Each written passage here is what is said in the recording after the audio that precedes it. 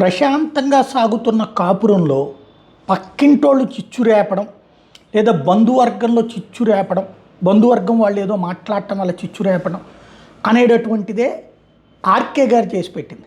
నేను అనేక సార్లు చెప్పాను, చంద్రబాబు గారు అధికారంలోకి రావడానికి ఆర్కే గారు కారణం కాదు, కానీ ఆర్కే గారి వలన ఆయన నెగిటివ్ మాత్రం తెచ్చుకుంటారు.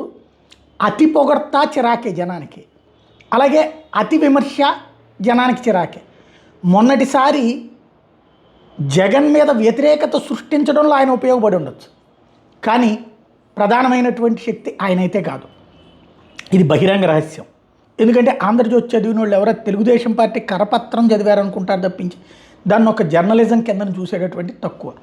కానీ ఆయన చేసిన రచ్చ 2 వారాల ఎడిటోరియల్ కాలమ్స్, పవన్ కళ్యాణ్ని డిగ్రేడ్ చేస్తూ, పవన్ కళ్యాణ్ని చులకన చేస్తూ, పవన్ కళ్యాణ్ కావాలని రెచ్చగొడుతున్నాడు, ఆరో వేల్లాగా ఉండాలి తప్పించి నువ్వేంటి అన్నటువంటి కోణంలో చెప్పినటువంటిది. ఆ తర్వాతన అదేదో తెలుగుదేశం ఆలోచన ఏమో అనుకునేసి కడప జిల్లాకు సంబంధించిన పాలిట్ బ్యూరో సభ్యుడు పాలిట్ బ్యూరోలో మాట్లాడడం మానేసి చంద్రబాబు గారి సమక్షంలో మాట్లాడడం, బాబు గారు దాన్ని ఖండించకపోవడం, ఖండించారన్న తర్వాత వాట్సాప్ గ్రూపుల్లో మెసేజ్ తప్పించి ఆయన లేదు, స్టేజ్ మీద లేదు, విడిగా ప్రకటన లేదు. అది పతాక స్థాయికి చేరి టీజీ భరత్ గారు ముఖ్యమంత్రి అని ప్రకటించడం లోకేష్ గారికి సంబంధించి. ఆయన ముఖ్యమంత్రిని చేస్తే తప్పేం లేదు, డిప్యూటీ సీఎం చేసినా తప్పేం లేదు, వాటికి తగిన అర్హత ఉంది. అది చంద్రబాబు గారు అనుకోవాలి, కూటమి కూర్చుని అనుకుంటే అయిపోతుంది. అది సింపుల్గా ఇంటర్నల్గా జరగాల్సిన దాన్ని బహిరంగ చర్చకి తీసుకొచ్చారు. ఈ బహిరంగ చర్చ ఏ స్థాయికి దారి తీసింది? పవన్ కళ్యాణ్ ఇక జీవితంలో సీఎంను కానీరా అన్నటువంటి చర్చకి తావిచ్చింది. అదే సందర్భంలో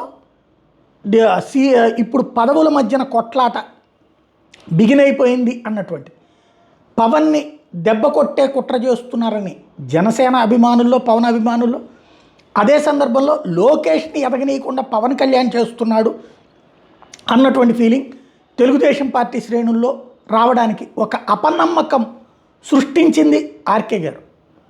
దీన్ని పోగొట్టడం అనేటటువంటిది అంత సులభం కాదు. టీవీల్లో డిబేట్లు ఆపేసినంత, లేకపోతే కనుక పేపర్లో వార్తలు రాయడం మానేసినంత కాదు.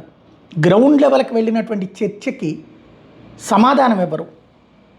ఇది ముగింపు సాధ్యమేనా చూడాల్సి ఉంది.